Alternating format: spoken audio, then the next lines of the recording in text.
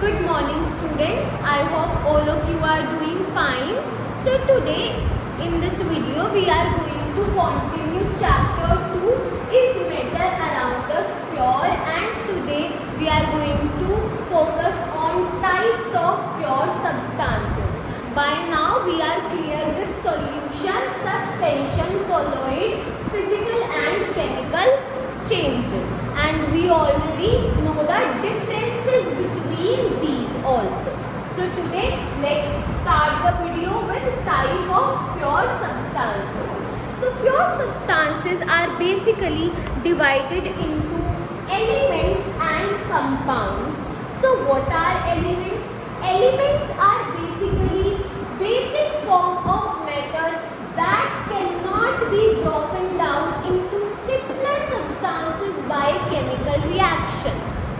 It means they are the substances which cannot further be divided into simpler kind of substances. Like hydrogen further cannot be divided into some other particle or thing.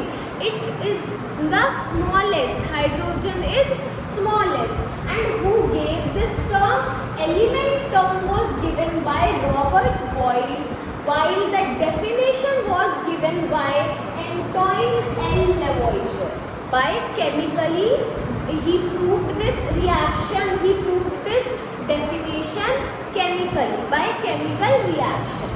Now, these elements are further divided into metals, metalloids and non-metals. We already know about metals and non-metals and their differences. So metals have some properties like they have a certain kind of shine in them that make them lustrous.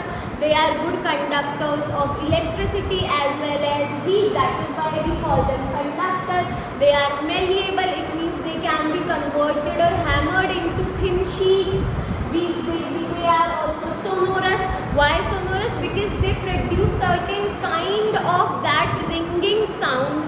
So example of metal, you all know that copper is example of metal. There are other metals also like iron, mercury.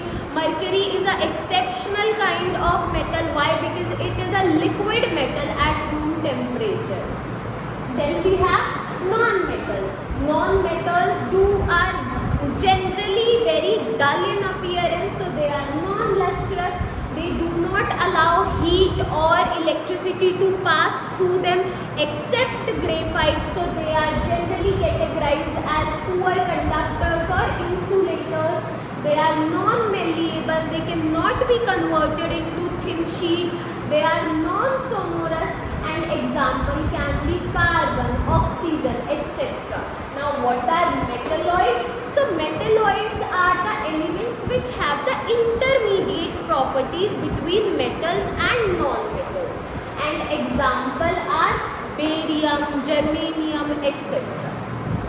Now element is done. Now let's move to compound. So what are compounds? See, compounds are the substances which are composed of more than two elements. They chemically bound together to make a compound. For example, H2O. If I am saying H2O, that is water. I have hydrogen as well as I have oxygen. They are chemically bounded together, and that substance is compound. CO2. I have carbon, I have oxygen. So in this CO2, carbon and oxygen are chemically bonded, so it is a compound. While if I am talking about hydrogen gas, what is the formula of hydrogen gas? It is H2. So only H is present, so it is an element, right?